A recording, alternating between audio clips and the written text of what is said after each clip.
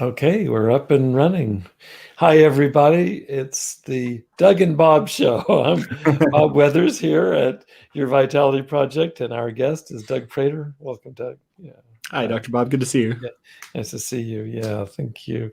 Doug and I were just joking about this. We talked about it earlier today. We've been in a series, Doug, as you know, of looking at dealing with difficult emotions and trying to navigate them. Mm-hmm. And I've been basing this material in the workbook on mind-body approaches to working with addiction that 𝗩𝗫𝗄𝗄𝗧 and Sam Block have developed, and they include a unit on dread. And I thought, well, heck, let's just grab the bull by the horns. And so, our topic tonight is how to start by identifying the things that we dread. One of my favorite authors in Buddhist practices, 𝗵𝗵𝘁, I know that you know her too. And one of her books, When Things Fall Apart, was very significant to me when they were. Yes. And then she has another book that is pretty close to this title. You might know the title better than I. The Places That Scare Us. It's something close to that. I haven't read that one. When Things Fall Apart has been dear to me, though. Yeah, it's a really important book for me across all the years. She's not afraid to face these difficult emotions head on, and so appreciate it. And it's in that spirit, inspired by dear 𝗵𝗵𝘁, that we approach this topic tonight of dread. The way that I described it in this week's post, and we have a few posts that will be coming out around this topic, are those things that we most want to avoid. And it's kind of, I think Freud actually called it, he referred to it as nameless dread, kind of this really yucky feeling that's kind of in the background and you can feel it in your body. One author refers to it as the unthought known. You can't think it, but you can feel it. And also the title of a fantastic Pearl Jam song. Is it? What's the title? That? Unthought known, yeah. Wow, very, very cool. Well, they got that title, I believe, from 𝗪𝗲𝗄𝗧, because he's the psychoanalyst who coined it. And unless, of course, he maybe consulted with Pearl Jam first. Anyway, that's great. I didn't know that. Very cool association. I'd like to hear that song. Well, that's what they're singing about, I presume. I don't know for sure. I've not heard that particular song, but that's what we're singing about tonight, is to talk about this. And the piece that we might contribute tonight, Doug, and I'd love to invite your thoughts, is that I think one of the things that happens for me, and I certainly have worked with this clinically as well as personally over the years, around dread, is that this sense of it being unthought or unnamed, Freud's nameless dread, that informs its stranglehold on us, is that it's just free floating, and it's very hard to get an anchor with something that you can't describe, can't identify. And without getting too heroic about it, I think there's value in our beginning to try to break down this feeling that we have, and we're most dreading, most avoiding, most loathing something, most resisting, most procrastinating. And I think that our beginning to differentiate this blob of yuckiness is a good start in the right direction. And I'd love to invite just your own thoughts and reflections, and let's just dialogue about that together. Well, I think that's a fantastic place to start. And actually, I was hoping, I know it would be helpful for me, I hope and think it would be helpful for others too, to clarify and dig into the differences between dread and just fear, and how to even differentiate when we've got one versus the other.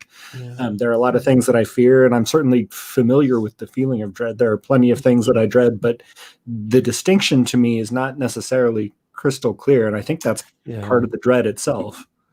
Yeah, it's good. It's good. You know, it's interesting. I don't know that in my training in clinical psychology that it's certainly in contemporary clinical psychology, I don't know that there's that much of a literature around dread.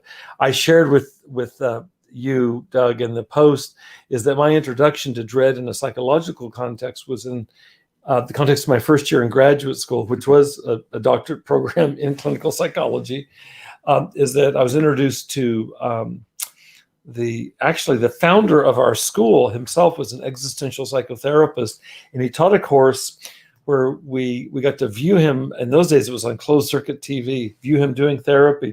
I'd never been in therapy, so this was my introduction to therapy as I'm really green, just starting off the 6-year program of psychology. And in that course, we because of the professor's orientation, we read several books by one of the 2 founders of existential philosophy, by 𝗓𝗍𝗓𝗄. Yeah. It looks like Kierkegaard, but the Danes pronounce it Kierkegaard, so take your pick, but it doesn't matter. But we read several books, The Sickness Unto Death. You just love these titles. The Sickness Unto Death, Fear and Trembling, and The Concept of Dread. We read those 3 books in that course, among other books. We read a ton of books. It was my introduction in a deep way. There's a whole book about dread. That title, Dread, is translated from the Danish word 𝗁ge, which is related to, it's sometimes translated as anxiety. So the fact is, Doug, is that there's a lot of overlap, and in some ways it might be more literary. Sure. And I honestly, I don't think contemporary psychology talks that much about dread.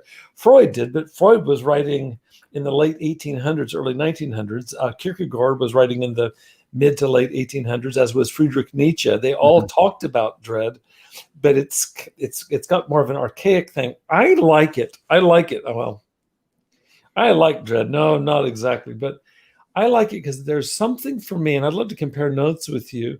Anxiety for me feels, that's much more current in psychology. Fear and anxiety, those are oftentimes more articulable for me. Sure. There'll be a more discrete, I'm afraid of spiders. That's a very discrete fear. Right. I'm anxious about COVID. Yes. Dread has this sense of being some kind of subterranean, underground something that's hard to put your finger on and can really affect my well-being, my peace of mind, even my energy. And I like having a term for that. There might be better terms for it. Dread nails it for me. If we can allow for the fact that dread is not so easily nailed down, it gets at that stuff. It's kind of like a tarry something that I'd love to hear your reflections on that. I love the distinction that it is definitely more underneath it all and subconscious. I guess when I think of dread and the distinction between fear and anxiety and dread, I think of dread as more related to deep core existential issues, things that permeate the entirety of life and are really more universal. Fears feel very specific and related to concrete events and things that may happen and things that we can name. And dread is it's the element of the unknown, I think. It's good. One can fear the unknown, but it's good. I appreciate you saying that. You're reminding me, it wasn't long after I took this course, probably within the next year, I read a book that had won the Pulitzer Prize. Ernest Becker wrote The Denial of Death. And this book, boy, talk about upbeat books, right? The Denial of Death. In fact, it was picked up by Woody Allen in one of his movies. He goes on a date with a woman and he pulls The Denial of Death off the shelf and says, "How would you like to read this?" Well, I did read it. And it was awarded that highest prize because it's so incredibly powerfully written. The author actually wrote it and died of cancer. I'm not sure that he got I think he might have gotten the award posthumously. But, and the book is very much right in the interface between Freud and Kierkegaard. Becker refers to both. And what his point it really is complementary with what you're saying, Doug. Becker's point was that he believed that what we talk about in terms of neurosis, or that's not even so much used outside of psychoanalysis anymore, but when we talk about mental illness or anxiety or depression, Becker's thesis, it's very compelling, is that underneath that is this nameless dread about our mortality. Right. And it's the one thing we never talk about. Kierkegaard put it this way. He says, it's much easier to be anxious about something rather than nothing. And by nothing, he meant nothingness. By nothing, he meant death. And so that gets at dread. And I would take it further to say that that death can be physical of your physical body and your mortal Yes. life. It can also be a death of the ego, right? Or the death of your identity. Dread can be moving into that no thing, that unknown. Yeah. There's a Jungian analyst who teaches at the University of Texas. I'm not going to remember his name right now. It's too late on a Tuesday evening, but he wrote a book called Transforming Depression.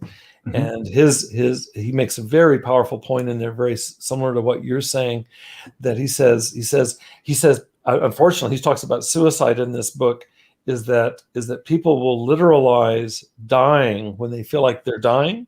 And he said, and he actually coins another term. He says that we call suicide. If someone commits suicide, they literally kill themselves. He says the unfortunate thing in his view is that people will mix up what would be more properly understood as an ego-cide, the death of your sense of self. And since I'm dying to my sense of self, why don't I just kill myself? And he really teases those out. And it's a heavy topic. I know all of this is a heavy topic, but I really resonate with what you're saying, is that we need to understand death in a much more larger, deeper way than just literal death. It is that. And that's Becker's point. Becker's point in his book, The Denial of Death, he's really talking about literal death. But this author, whose name is David, I can't call it up, he's talking about transforming depression by going into it and understanding what it is we're depressed about. What is it that's dying? You and I both have been in recovery from severe addiction, talk about death and rebirth. And it's not unusual for people to overdose and die, or even commit suicide in that process, because most of the people I work with that have been in recovery from severe addiction have lost relationships, have lost careers, have lost finances, have lost reputations. It's no surprise that so many of them literalize suicide, because they're going through ego-cide almost by definition. It's right there at the beginning of sobriety, that the life you know and the person that you thought you were is dead, as it were. That life is over. And the dread of what happens next, the new beginning. I definitely think that's a key component of it. David Rosen, I'm sorry, I'll write it down too. That book, Transforming Depression, if anybody resonates with what we're talking about right now, it's an incredible book, Transforming Depression by David Rosen, where he introduces this idea, I'm writing it down right now, of ego-cide. I think anybody that's gone through this will find that useful, because it really expresses it. That is what it feels like. It feels like you're dying, ego-cide. Yeah. And I'm having a thought now too, that when I think of fears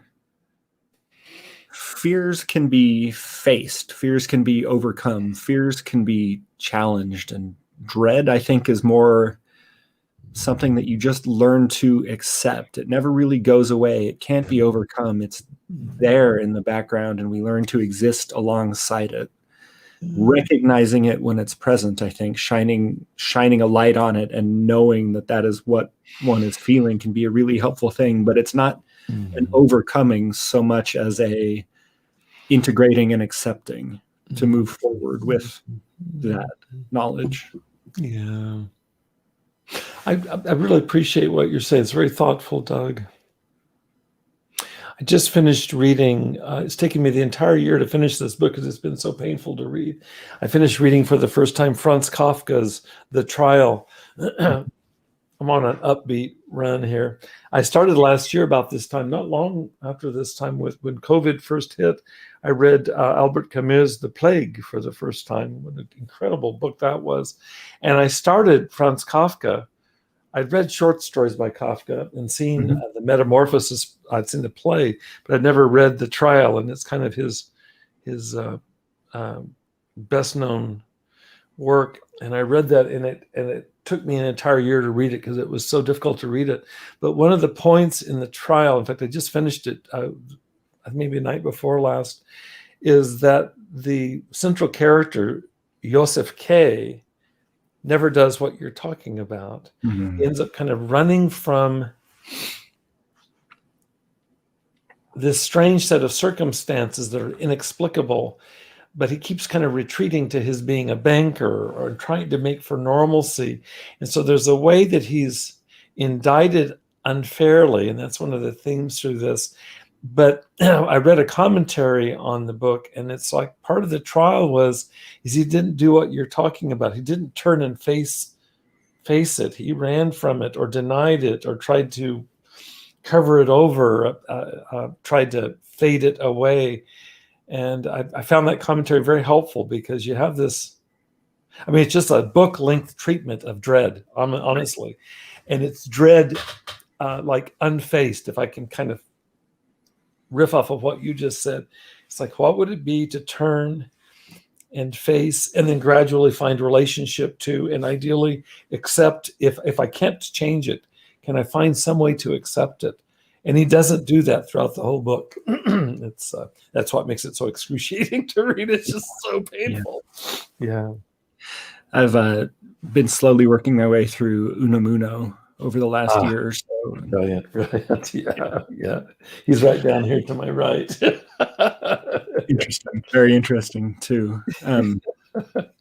Yes, he had a thing or two to say about dread. Yeah. In his own language. Yeah. In the face of all this. All of these individuals, and you put your finger on it well, all of these individuals were referring to Miguel de Unamuno or Franz Kafka, Albert Camus, Soren Kierkegaard,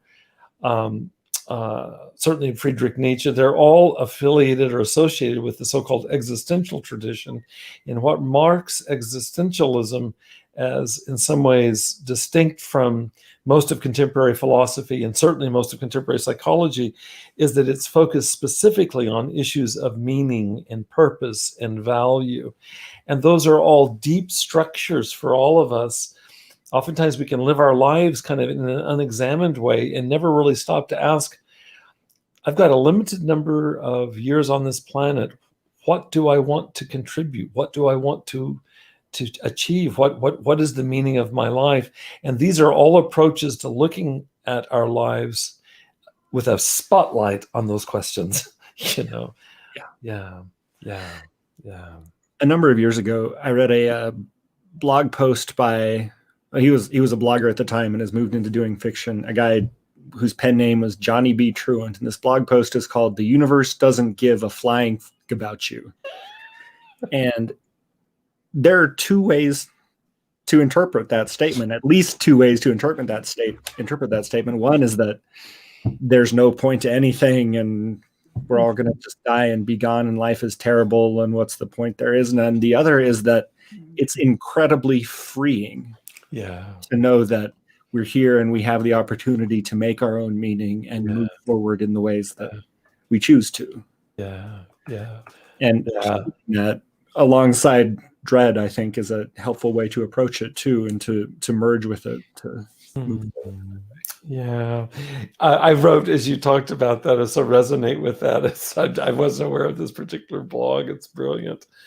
Is the psychologist that brought existential philosophy from Europe to the United States was Rollo May, and he's got a whole series of books. His book on creativity is one of my favorite books on creativity. He's got a book that really addresses, all of his books address this, but this book, in fact, we read two of his books in that same course I was talking about. We didn't read this book, Freedom and Destiny. Did he idea that to create? Yes, another great book. I just love that book. It's one of my favorites. In fact, it might be one of the first books I read on creativity, and still one of my favorites. He talks about just what you just said. Freedom and destiny is that we're free. We're free. In fact, when you quoted that guy, the universe doesn't give a flying whatever, my mind immediately went, and I know that people will look at that as dark, and plenty of people would say that. If you stay with that, there's incredible possibility in that. And that's exactly where my mind went. It's like, thank goodness.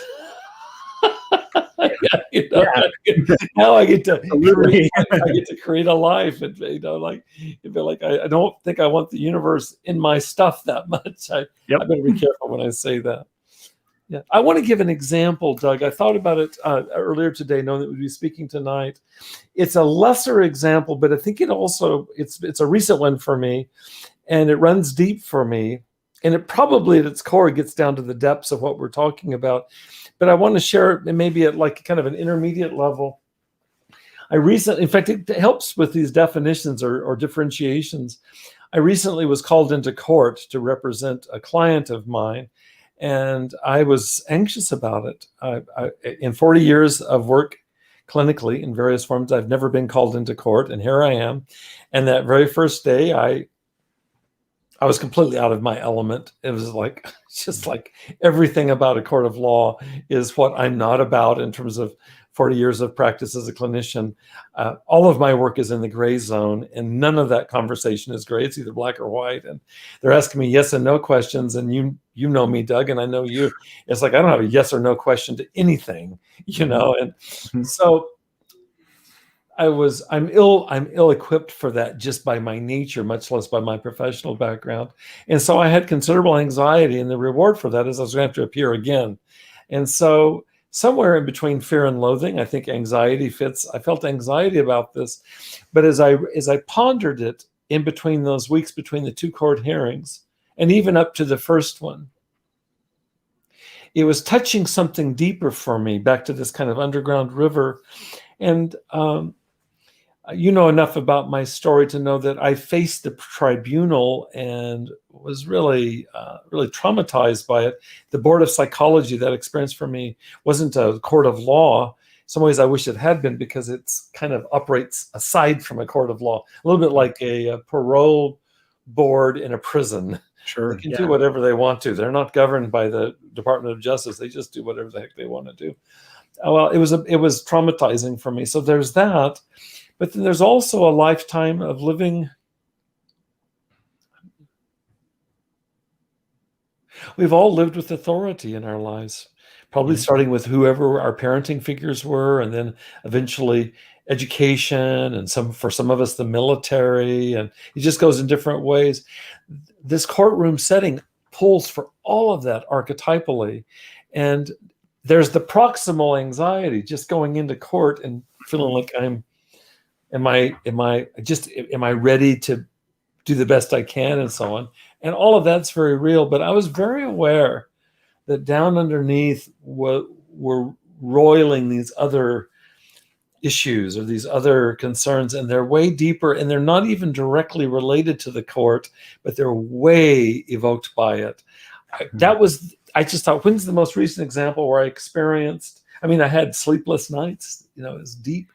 And I guess you could say that's all anxiety, but I felt like there were different forms of that, and it's almost like different colors on a spectrum.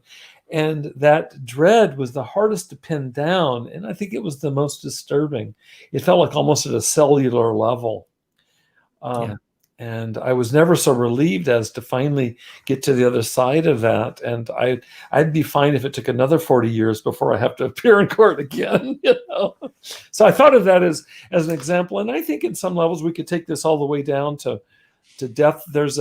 I've experienced an ego death in the context of a courtroom situation. No accident that I'm reading The Trial by Franz Kafka this year, and reading it has been re-traumatizing for me. It's why I've had to take in very small doses, because it's like it's reminiscent of some of my own experiences. It's very difficult. I felt like it's really important for me to get through it, but it took me a year. A year to read 300 pages. That's really slow.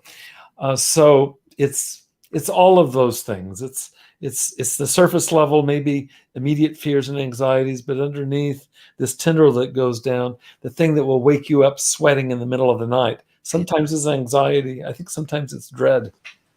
I could name for you two examples from my own life, things that come up for me when I think of dread. And one is the deep-seated dread of finding myself utterly alone in the universe, which again could probably be traced down to death. The second would be, I have the opportunity now that I may be starting a new job, and with that is a dread of going to work in this capacity with this company, a dread of being found wanting or unworthy, or a dread of the part of my life that I'm giving up to do that. Yeah. Yeah. Mm-hmm. And all those things play in, I think, to that hard to pin down feeling of dread that sits underneath what's fueling both of those things. Yeah. Yeah. I appreciate you sharing, Doug. As you shared that latter point about a job, I've had jobs for long periods of time, so across my adulthood. But when I've made a change, I experience some version of what you're talking about. It's profound, and I know going in that it will take me months to feel rooted in the new job. So that's probably part of why I don't change jobs often, because it's really disorienting. And for me, I don't think this is for everybody necessarily. We all have our vulnerabilities, but the things even that you named, it's like, am I going to be competent? It brings all of that up for me. And I've had my own history around perceptions of competence or not. It brings up, I was very touched by what you said right now, brings up, what am I going to have to sacrifice? Is this going to be a pound of flesh for me in terms of my soul? Because I've had jobs that exact that kind of, that kind of cost. And so on it goes. It's like, and I don't think I've ever had a major job change that didn't evoke holy hell for me in the way that you're talking about it right now. Really uncomfortable. Yeah, really. It's different than anxiety. I think that it is. I think it is. Somebody could respond and say, "Oh, you'll be fine." And here, read this handbook on their employment policies or HR or something like that. And it's like, so the wrong level. It's not about that. It's not about that. Yeah. But there's not to do other than acknowledge it, feel it in my body, and make peace with it, make peace with the feeling, and move forward the best I can. And I think that's the best advice I could give to anyone facing dread around whatever is happening in their life, whatever changes people are facing, whatever transitions we're making and going through, is to acknowledge that it's there and sit with it, smile at it if we can. Yeah. I agree with you. I'm thinking, Doug, because you and I are talking to each other right now, we know each other well. Is there such value in being able to be in the presence of another person who's able to host that gravity, that depth? That's rare. It's very precious to me. And I have it with us, and I have it in a few other relationships across a lifetime, and it's highly valuable to me. And in the absence of that, we're left with that first point you made, which is we're left feeling alone in the universe, and it's with the most unpleasant feelings imaginable. So that only compounds the misery. So if I can find somebody who can be with me with integrity in these places that scare us, again, to quote 𝗵𝗫𝗁, that makes a huge difference. Let me suggest one other thing, Doug, and then we'll wind up in just a moment, is that we have 3 posts this week. And the first one gets at beginning to get the lay of the land. Like, can we begin to parse dread the way that you and I are right tonight, in terms of differentiating it from other levels of fear or anxiety, for example, and begin to break down what are the tributaries that are feeding this underground river. And it doesn't make it go away. It just helps to kind of get the lay of the land. And then there's a couple more posts. I think these will be coming out the next couple of days, that talk about ways of being with. You've been talking about accepting, and there are ways of possibly of resources that will enable us to do something that's incredibly difficult under the best of circumstances. I wasn't inclined in any of the posts this week to come up with some magic wand. I don't think it's respectful of dread. And I really appreciate your also just holding a space for dread as it is. But is there a way for us to be with it, with integrity, with courage, and with an other, hopefully, who holds the same values? And I feel like we're all in the soup with this. We're all dying right now. We're all struggling with issues that have dogged us probably across our lives. And I'd rather, for one, have a space to talk about it than ignore it and pretend like it's not there. I love what Eckhart Tolle says about this. He says, if I ignore something like dread, it isn't that it goes away, it just goes into my body. Right. It's going to manifest somatically. And so my own therapist, Don, over the years, has says, Bob, you can either deal with this dread through the front door, as unpleasant as that is, or you can be assured it will come in the side door or the back door. Yeah. Yeah. And the exercise you gave of just mapping it out and looking at it, making these associations to see what's there, it's incredible. I tend to take the path of journaling, and yeah, good. Yeah. My journal's been so helpful over the years to just be honest and get this stuff out there onto a page. Just to see it is profoundly helpful. Of course, making a space like we're doing here to talk about it, if that's possible. Yeah. I really do believe in writing, and I've been a lousy diary keeper almost all of my life. I'm doing a good job now. It's taken me most of my life to get to this place, but to where I really get it down on paper or it's some form of writing, and certainly bring it. And I've also not been good at sharing it with others in my life, and all of that's changed in the last 10 years for me. My own recovery process was the first time that I hit such a limit that I realized if I don't change these behaviors, such as journaling and disclosing, I'm dead in the water. I'm not going to make it. It's a luxury I can no longer afford. And so there's been so much progress. I've got a long ways to go, but there's been so much progress in the last 10 years where I really, really vouch for what you're saying, Doug. To write it down is so incredibly important. In another conversation, we can talk about even the biology of that, but we won't right now. Just enough to say that it's been really important to you, and it's really has grown in value to me. And then again, the co-regulation, the sharing with one another is really critical. Doug, it's wonderful to be with you. We've scratched the surface of this, and we could have a whole, it'd be like we could have a whole podcast on this, and I guess it'd be like how to drive away audiences. Yeah, right. Yeah. I'm glad that we've registered this tonight and that it will be out there on YouTube and in Facebook and so on. And I'm hoping that it lands in some way, that somebody finds encouragement just in our keeping it real tonight. Really appreciate you, Doug, and appreciate where we've gone tonight. Thank you. Yeah, thank you, Bob, too, for having me here, for talking about this. It's always helpful for me to have these conversations with you. Yeah, me too. I hope that others find value as well. Yeah, thank you, Doug. I wish you a peaceful night, my friend. Take good care. Thanks for joining us, Doug. Okay, good night to you. Bye-bye, everybody. Thanks for joining us.